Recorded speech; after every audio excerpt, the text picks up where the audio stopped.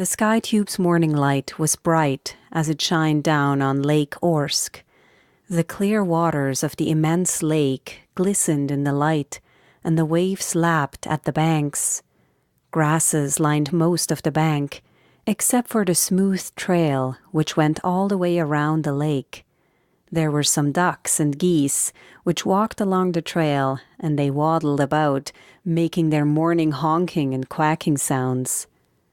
Ben loved to run in the early morning. He was fit and athletic, and besides reading, running was one of the best ways he could spend his time.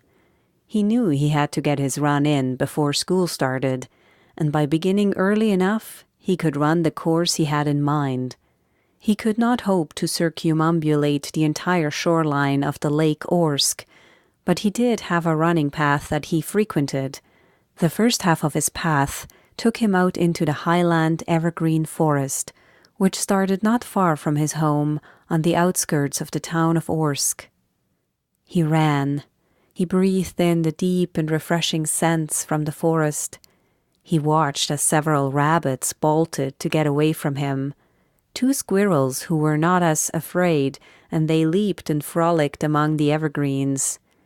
The squirrels then ran up one of the few and scattered deciduous trees to hide behind the leaves.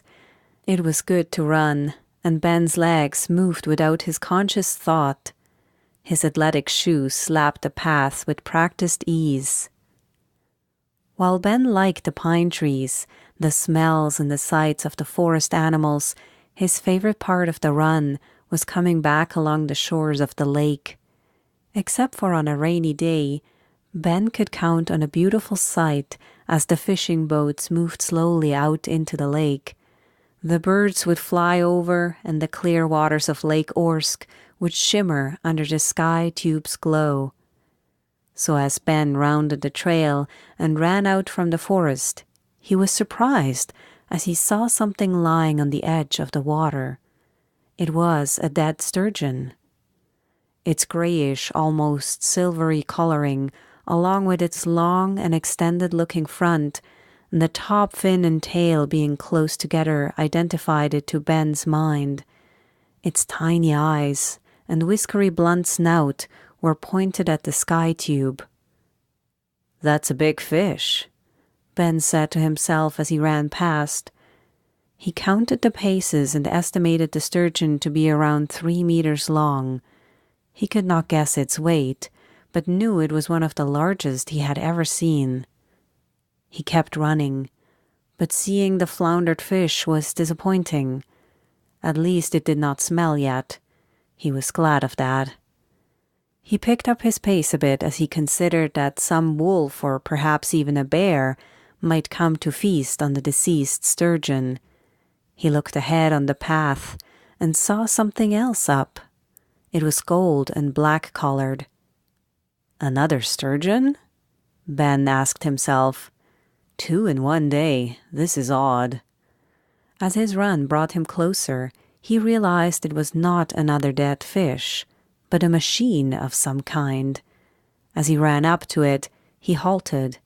He took a few deep breaths and walked slowly around and toward it. The machine was boxy, with a gold and black body. There was a stump on one section of the box part where some kind of equipment or attachment had been broken off. There were large cracks in the permalloy sides of the machine, and its fins, as well as drive wheels, were connected on only one end. The opposite side, where matching fins and wheels should be, was crushed. The tracks in the sandy mud showed that the machine had pulled or driven itself out of the water, but then quit on the land. "That is a Watney," Ben said in surprise. "A ruined underwater automocube. But why is it wrecked?" Ben felt a touch of uneasy nerves as the 2 incidents were so close together. He rushed off and ran as quickly as he could. Normally he enjoyed a sprint, and pushing himself for speed was a joy. However, this morning he did it as a necessity. He knew he had to report what he had seen,